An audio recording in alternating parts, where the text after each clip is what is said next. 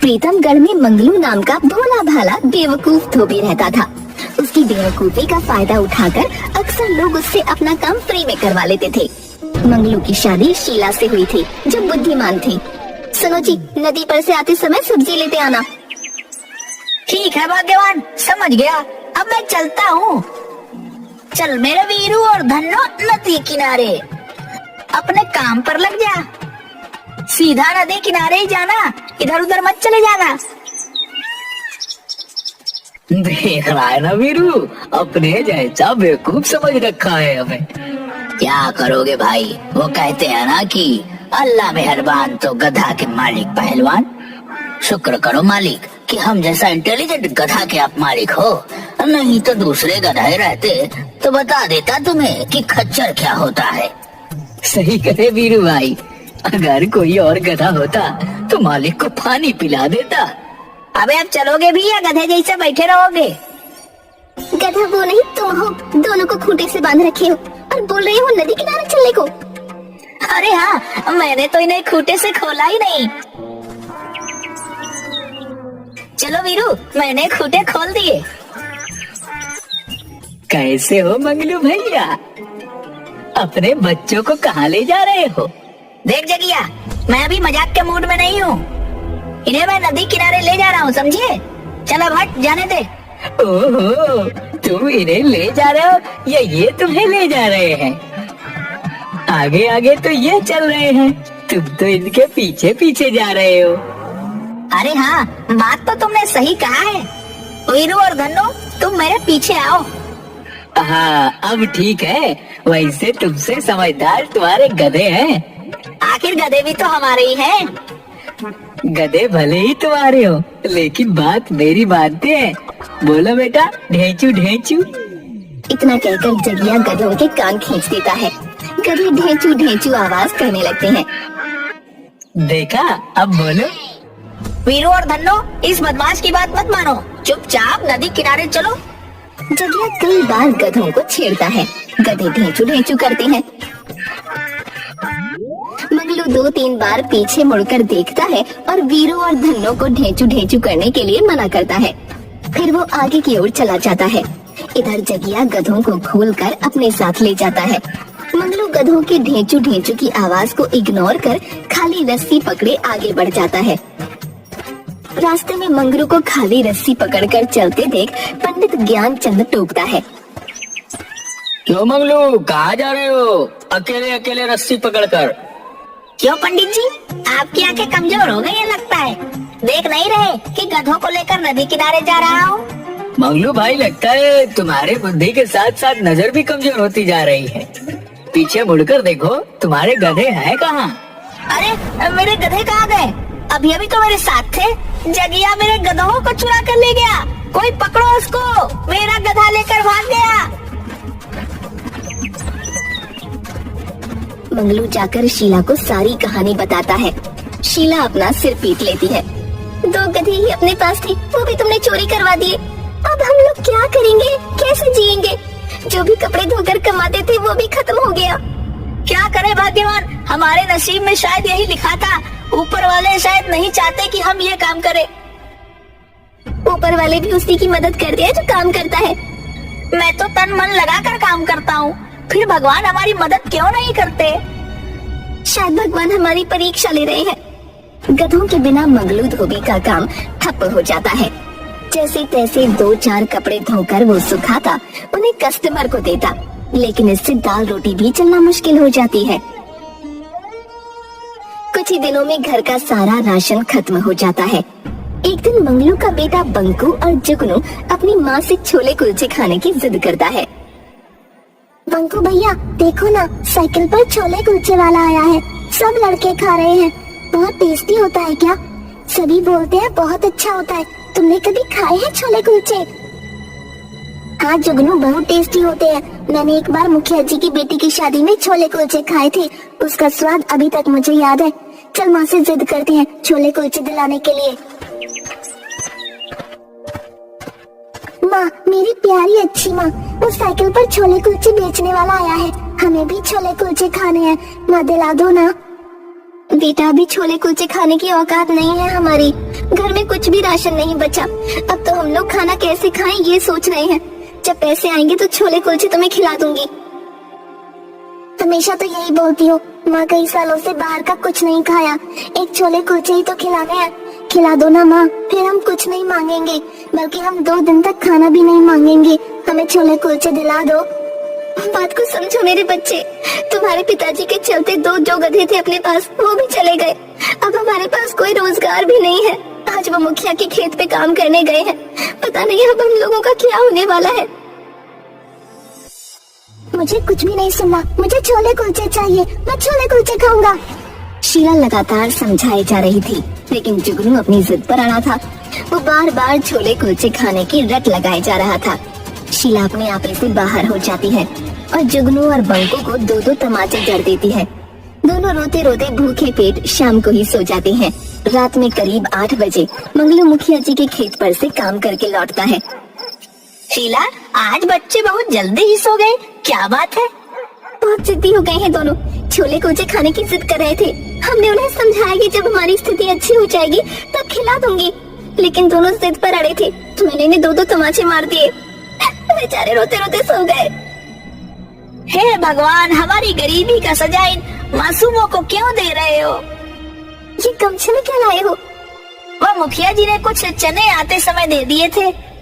चने को पानी में भिगो देती हूँ, कल उन्हें इसके छोले और आटे के कुलचे बनाकर खिला दूंगी।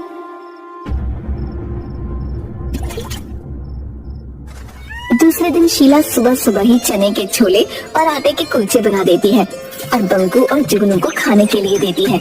जुगनू और बंकू छोले कुलचे खाकर बहुत खुश हो जाते हैं और पूरे मोहल्ले में जाकर बताते हैं कि उन्होंने आज छोले कुलचे खाए। दोपहर में पंडित ज्ञानचंद मंगलू के घर अपने भगवान के कपड़े धुलवाने आते हैं। मंगलू, अरे ओ मंगलू, कहाँ है भाई? अरे पंडित जी, आइए आइए, बताइए कैसे आना हुआ? अरे मंगलू भाई, तू तो जानता है कि मैं पूजा पाठ करने वाला आदमी हूँ। मंदिर के सारे कपड़े पर्दे वगैरह गंदे हो गए हैं। अरे मेरी तो कमर दर्द का ऐसा बीमारी है कि मैं इसे धो नहीं सकता, सो मैं सारे कपड़े ले आया हूँ ताकि तुम मेरे भगवान के घर के सारे कपड़े को धो दो।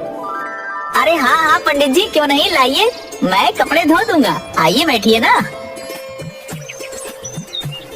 नहीं, अब मैं चलता हूँ। वैसे बहुत अच्छी महक आ रही है घर से। वो चने के कुलचे बनाए हैं जुगनू की माँ ने, आइए ना थोड़ा सा चख लीजिए। आपको थोड़ी सी भी अकल नहीं है? ये पंडित जी है, हमारे छोटी जाति केवल कैसे खा सकते हैं? माफ कीजिएगा महाराज जी, आप तो जानते ही हैं ये मूर्ख है। अरे ऐसा नहीं है, मंगलू तो बहुत भोला भाला और सीधा है।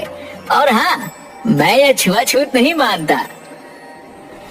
अगर ऐसा नहीं है तो महाराज हम गरीब का भी अन्न खा ले। ब्राह्मण को घर से भूखा नहीं भेजना चाहिए, दरिद्रता बढ़ती है। वैसे भी हम पहले से ही दरिद्र हैं। शीला पंडित ज्ञानचंद को छोले और कुलचे खाने को देती है। छोले कुलचे खाने के बाद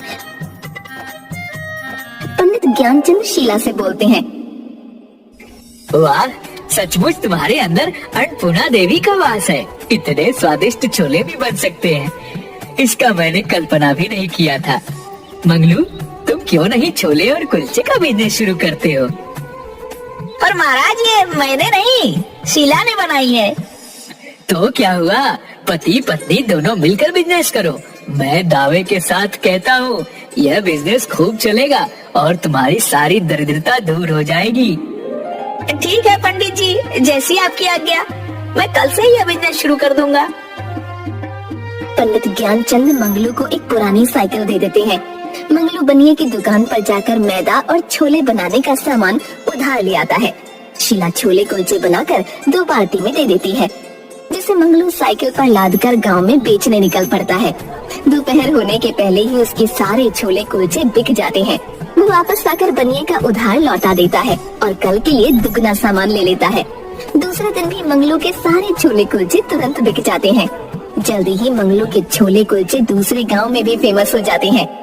उधर प्रीतमगढ़ के राजमहल में रानी तारा, माफ करना, आने में थोड़ा विलंब हो गया। मैं जानता हूँ कि तुम रूठी हुई हो, लेकिन मैं क्या करूँ, जूनागढ़ के राजा हमारे यहाँ अगले सप्ताह पधार रहे हैं। सुना है कि वह खाने के बहुत शौकीन हैं। अगर उनके मन लायक खाना ना मिला तो वह नाराज भी हो सकते हैं। आपकी माफी तभी संभव है जब आप मुझे सोनपुर मेला दिखाने ले जाएं। अगर ऐसी बात है तो हम मंत्री जी से बोलते हैं कि कल ही हमारा सोनपुर मेला जाने का प्रबंध किया जाए। अरे मगलू, तू तो बहुत अच्छा ठेला बना लिया है। और बताओ कैसा चल रहा है? सब आपकी कृपा है पंडित जी, हमारा जीवन बहुत ही मस्त चल रहा है। सुना है कल सोनपुर मेला में हमारे महाराज आने वाले हैं। तुम क्यों ना अपनी ठेला सोनपुर के मेला में लगाते हो। और हाँ, मेला में बहुत से लोग आते हैं, इसीलिए छोले और कुलचे ज्यादा मात्रा में रख लेना। दूसरे दिन मंगलू छोले और कुलचे अपने ठेले पर रखकर सोनपुर मेले में पहुंचता है। मेले में जगिया लोगों की जेब काट रहा होता है।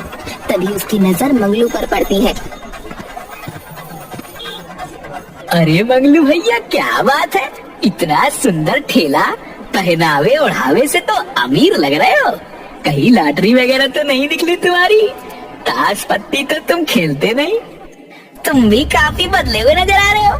मंगलू से मंगलू भैया बोल रहे हो। पहले ये बताओ कि मेरे गधे वीरू और धन्नो कहाँ हैं? अरे मंगलू सेठ, इतने बड़े आदमी होकर पिछली बातों को लेकर बैठे हो। अगर गधों को मैं नहीं ले जाता तो तुम अभी गधे ही चला रहे होते। भैया बहुत भीड़ है, मुझे रख लो ना। तुम्हें एक आदमी की भी जरूरत है। ठीक है, लेकिन चालाकी नहीं। मंगलू भैया, आप सुधरने का मौका तो दो। चलो पीछे हटो, कोई धक्का मुक्की नहीं करेगा। सभी को छोले कुलचे मिलेंगे, सभी लाइन में लगो। वाह, पैसा वसूल। मेले का अमृत यही है, लाजवाब। मेले में अगर यह नहीं खाया तो मेला घूमना अधूरा है। मेले में लगी भीड़ में जगिया एक बार फिर मंगलू के गले पर हाथ साफ कर गया। क्या रे मंगलू, किसी पे भी भरोसा कर, लेकिन जगिया पे कभी नहीं। अब मेले के मजे लेता हूँ। अरे ये जगिया कहाँ गया? अरे ये क्या? जगिया मेरा सारा पैसा ले गया। वही बेवकूफ हूँ जो उस पर भरोसा किया। उसी वक्त महाराज खड़क सिंह भी अपनी रानी तारा के साथ रथ पर सवार होकर सोनपुर मेला पहुंचते हैं। महाराज, इस दुकान पर ऐसा क्या बिक रहा है जिसके लिए जनता की इतनी धक्का मुक्की हो रही है? मैं अभी सैनिकों को बोलकर पता लगवाता हूँ। एक सैनिक मंगलू की दुकान पर जाकर पता करता है और छोले कुलचे खाता है। साथ ही एक प्लेट छोले कुलचे महारानी तारा को लाकर देता है। मजा आ गया। महाराज, अगर ये छोले कुलचे वाला जूनागढ़ के राजा भैरव सिंह को अपने छोले कुलचे खिला दे तो महाराज प्रसन्न हो जाएंगे। ये लीजिए, आप भी थोड़ा सा चख लीजिए। सैनिक, उस छोले कुलचे वाले को बुलाओ। मंगलू, तुम्हारे छोले कुलचे बहुत ही स्वादिष्ट हैं। तुम अगर राजा भैरव सिंह को खुश कर दो तो हम तुम्हें ढेर सारा इनाम के साथ मुख्य बाजार में बड़ा सा दुकान देंगे।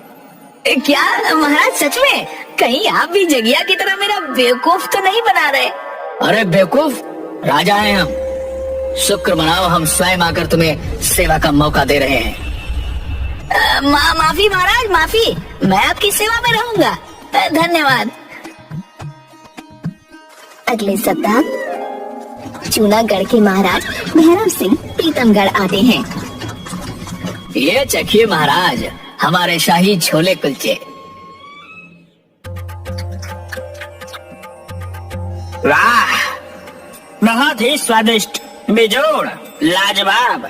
जी तो कर रहा है कि तुम्हारे राज्य पर आक्रमण कर दूं।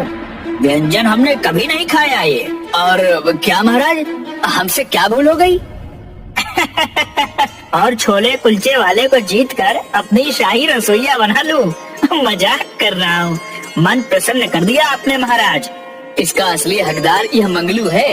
ये लो मंगलू, मेरे तरफ से तुम्हारा इनाम। अगले महीने मेरी बेटी की शादी है, उसमें तुम ही छोले कुलचे बनाओगे। जी महाराज, आपकी आज्ञा सिराखों पर। धन्यवाद महाराज। अरे वाह, मेरी तो किस्मत चमक गई। वाह शीला, तुम तो शाही रसोइये की पत्नी बन गई। वाह किस्मत, धोबी से रसोइया बना दिया उस जगिया ने।